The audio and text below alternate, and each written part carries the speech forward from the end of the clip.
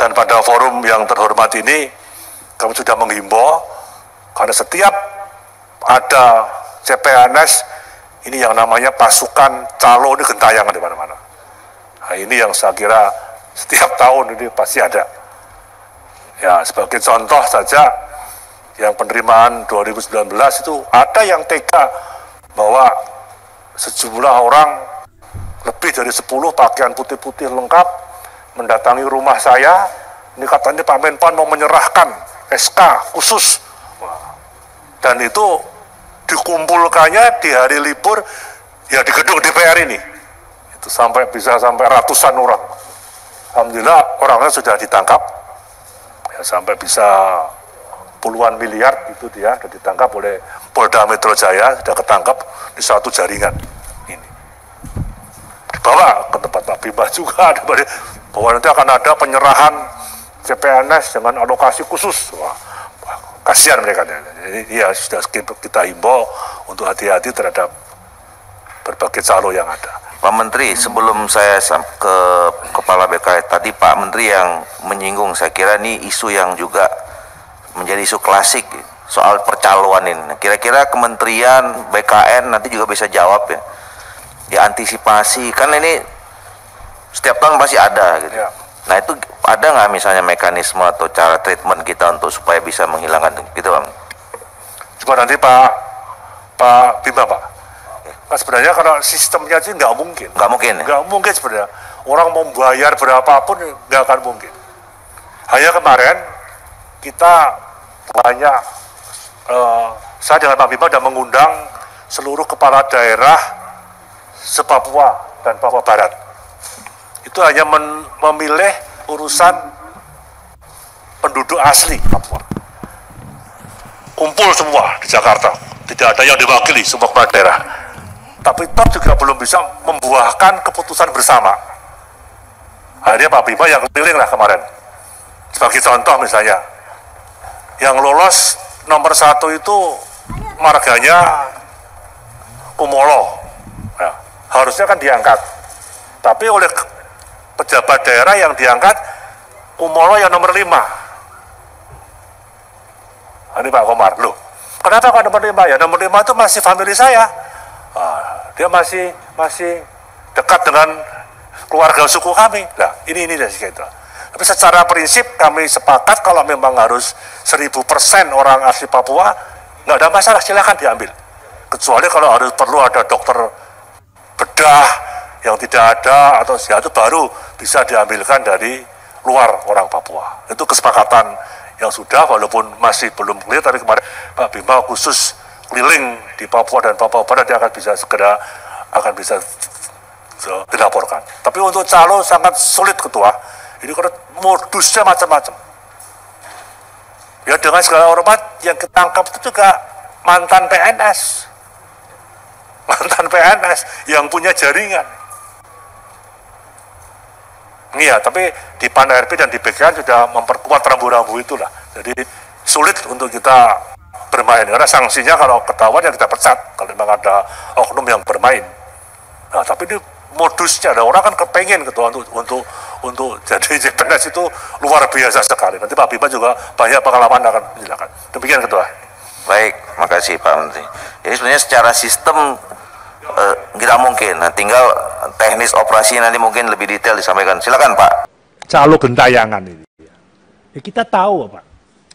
Ada teman yang datang dengan saya, Pak saya, ini aku ada 500 orang nih, gimana nggak? Pak saya tinggal bikin memo ke Pak Baja, nanti bisa kita atur. Wah, ini duit ini. Ada yang begitu, terang-terangan. Itu loh. Yang kedua, yang sudah nipu sampai 2 kali, ini ada staf khusus saya di Brigjen Rahmat. Pak Rahmat ini alumni KPK lama. Urus proses, dapat kok seminggu, karena yang telepon ke saya juga orang tua yang sudah kena calo ini, gimana Pak, saya udah bayar sekian ratus, betul tadi, kok enggak diangkat-angkat, katanya ada khusus yang dari Pak Menpan dan dari BKN. Nah, saya serahkan ke Brigjen Rahmat, ini diurus, kamu orang KPK, selesai seminggu ketangkap semua. Begitu ketangkap, dalangnya stroke. seorang ibu lagi. Iya, itu yang siap jam 6 pagi di rumah saya nongkrong. Bawa orang-orang. Nah, itu contoh kecil. Kita tahu, Pak Yunimart, yang di luar, yang di dalam, tahu. Kita ya datang terang-terangan tadi. Dan sekarang udah nggak bisa, udah sepakat dengan Pak Bima. Nggak mungkin sekarang mau ada calon. Dengan segala hormat, mohon maaf, kemarin putrinya Pak Jokowi saja nggak lulus, ya nggak lulus, selesai. Nggak ada. Termasuk di PDN juga sama. Di Akmil juga, Akpol juga sama lah. Kita kan terbuka langsung, tes langsung terbuka. 2019 itu putrinya Pak Jokowi nggak lulus, ya Pak Presiden, ya jangan lulus. Ini yang kita sampaikan. Itu. Asa kusuk pasti ada tiap tahun, itu pasti ada. Ya, yang berkantor di ruang tunggunya BKN, yang berkantor di ruang tunggu PAN RB, itu ada aja itu. Ini Pak. Jadi yang tadi saya bisikin ke Bapak di luar, kan jelas tadi itu. Jadi tidak ada tapi ada, itu loh. Itu loh. Ada orangnya ya jelas itu aja kalau kita mau jujur itu loh. Itu berani Pak. Ratusan yang ditangkap oleh Brigjen Rahmat kemarin sama teman-teman di Reskrim Polda itu puluhan miliar dia dapat. Kita gerebek rumahnya sama polisi, tahu-tahu stroke seorang ibu ini. Ya mantan PNS, mantan pejabat PNS. Itu. Tapi mohon maaf pimpinan, orang dalam masih ada Pak? Orang ada. Kalau orang sudah nggak berani, baik di PAN RB maupun di BKN, nggak mungkin nggak berani. Orang-orang luar yang mengatasnamakan yang ini. Atau pensiunan yang tadi yang seorang ibu tuh pensiunan eselon 3 dulu itu. Ketangkap langsung stroke, suami istri stroke itu aja. Perangkatnya itu yang luar biasa itu sampai. Jadi demikian Ketua secara umum yang relevan akan kami jawab secara tertulis. Mohon maaf kalau ada hal yang kurang berkenan. Interupsi Ketua sedikit aja. Sedikit Ketua. Ya Pak Nasir baru Pak Muras. Ya ini Pak Menteri tadi sempat disinggung beberapa kali mungkin soal nasib guru P3K ini. Ya terus terang saja memang kalau tidak salah ingat itu ada SKB 5 Menteri terkait penataan dan pemerataan guru. Saya nggak ingat apakah itu masih berlaku atau tidak. Di situ ada Menkyu, di situ ada Mendagri, di situ ada Menekpan, di situ ada Menak, di situ ada Mendiknas.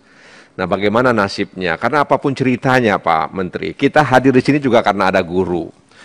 Tentu berbeda antara guru P3K dengan guru PNS. Ya, memang kita tidak pungkiri bahwa ada guru yang PNS, setelah dia jadi PNS dia minta pindah ke sana. Sehingga ini dijadikan alasan bahwa ada disparitas. Padahal menurut saya disparitas itu hanya persoalan kecil dari masalah guru yang sebenarnya. Nah karena itu kan kalau kita lihat guru PNS, guru P3, ya menurut saya itu ada kesenjangan, ya ada kesenjangan. Nah oleh karena itu di satu sisi kita ingin menjadi negara generasi emas. Generasi emas itu salah satu kontribusinya diberikan oleh para pendidik, para guru salah satunya.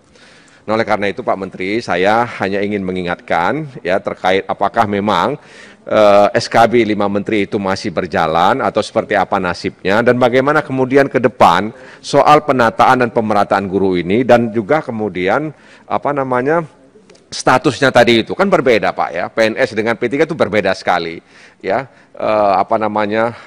soal pensiun dan lain sebagainya, bahkan kadang-kadang tidak ada kepastian dengan P3K ini. Nah oleh karena itu sekali lagi dalam konteks kita ingin mewujudkan generasi emas, ya Indonesia emas, ya terkait dengan kontribusi guru, saya minta ini diperhatikan. Terima kasih Ketua. Ya, silakan Pak Muras, ini catatan saja Pak ya. Baik, terima kasih Ketua.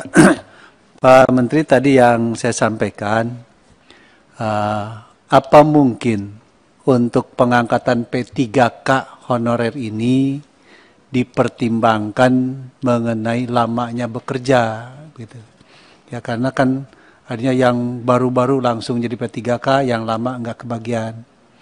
Yang kedua, masih adakah formasi khusus untuk anak-anak yang cum laude dari perguruan tinggi negeri? Untuk atlet peraih medali emas di internasional misalnya dan di Pabel itu. Terima kasih. Kalau nggak salah mau tertulis. Tadi kan kalau nggak salah Pak Menteri mau jawab tertulis ya pertanyaan kayak itu ya.